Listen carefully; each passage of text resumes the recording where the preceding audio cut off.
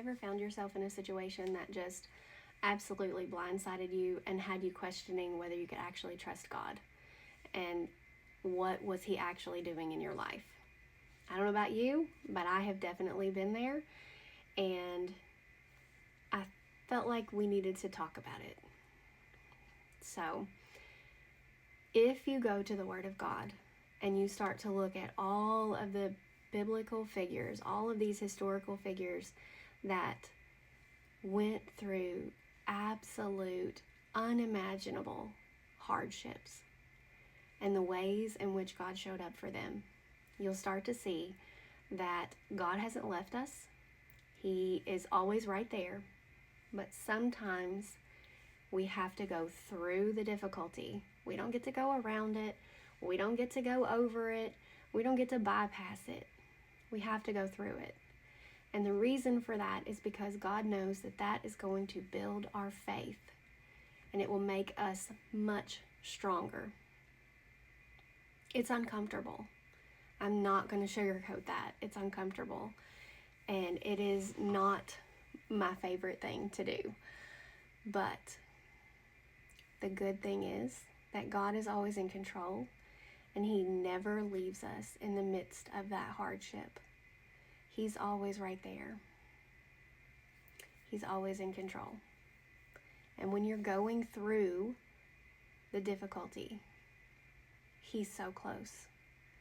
He's so close, sometimes we don't even know that He's there because He's right up close. We can't see Him because He's right there.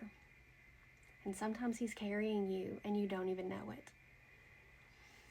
So if you think about Moses and the difficulties that he went through, the things that he lived through, and it broke him in some ways, and it brought him to the brink where he cried out, "Kill me at once."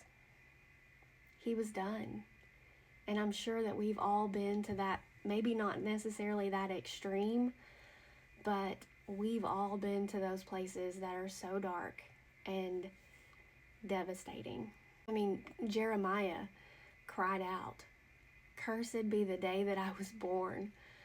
I don't know about you, but I used to think that. And even now, I mean, my birthday was last Friday. Even now, sometimes on my birthday, I still have just this heavy sadness.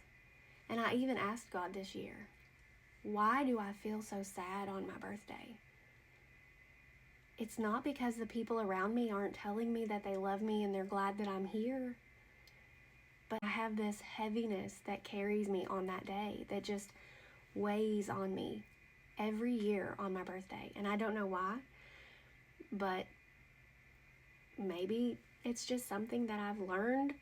Maybe it's the trauma. My birth was very traumatic. The day that I was born was very traumatic. Maybe my body remembers that on that day. I don't know. I don't proclaim to understand all of the things, but I do know that our body stores emotional energy. And you have to give that over to God. You have to tell Him to take it. Help me walk through this because I cannot do it without you. And that is the thing about all of these historical figures, all of these great people of the Bible, and how they gave it to God. They never stopped asking Him to come into their situation and help them. Look at what Job went through. And he cried out, "Why did I not die in the womb?" But in the end, Job said, "Though he slay me, yet I will trust in him." If that is not such a turn from being, "Why did I not die in the womb?" to, "Though he slay me, yet I will trust in him." Because he knew that God had never left him, and that's what you need to know. God has never left you. That's what I needed to know, that God had never left me. And I was living in what I would describe as absolute hell. I suffered with PTSD, depression, and anxiety for 25 years. I was not a pleasant person. I was not I was not a great person. And if you knew me 5 years ago and you know me now, the difference in those people is astronomical. My daughter said to me yesterday, "You are a different person now." I wish I could have been that person for all of the time that they were growing up. But that was not the plan. So I have to trust that God knows what He's doing, because He has transformed me so very much. I have been married twice. Both of my husbands have had affairs. Both of my husbands were unfaithful, and it broke me in ways that I did not even understand. My second husband, the day that I caught him in a hotel with his coworker, was the day that my daughter miscarried her second child. I also had lost my job. We had moved in with my mom, so I didn't have my own home. I was lost. And so, as I was driving back from that hotel room after I had acted an absolute fool and completely embarrassed myself, I cried out to God and I said, "Lord, I am not who I want to be. I am full of ugliness and hatred and bitterness, and I'm so sad all the time, and I just want to change. Scoop all of that out and fill me with your light." And from that moment on,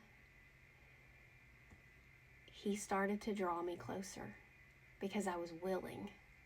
I was willing to come to Him finally. I had been broken so much because I am a stubborn person and I had to be broken. He knew that. And so He had finally brought me to a place where I could surrender everything to Him.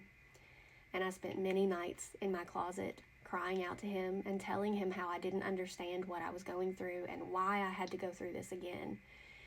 And every time He reassured me that He had a plan, that He was working it out for my good, that He was there with me, that He was walking me through it. So if you are in that situation, whether it's a divorce, whether it's just life, whatever your circumstance, cry out to Him, surrender, be ready to just lay it all down and tell Him, "I'm giving it to you because I have nothing else." And He will show up. And it may not be in the way that you want, and it's probably not going to look the way you want it to look, because our ways are not His ways, and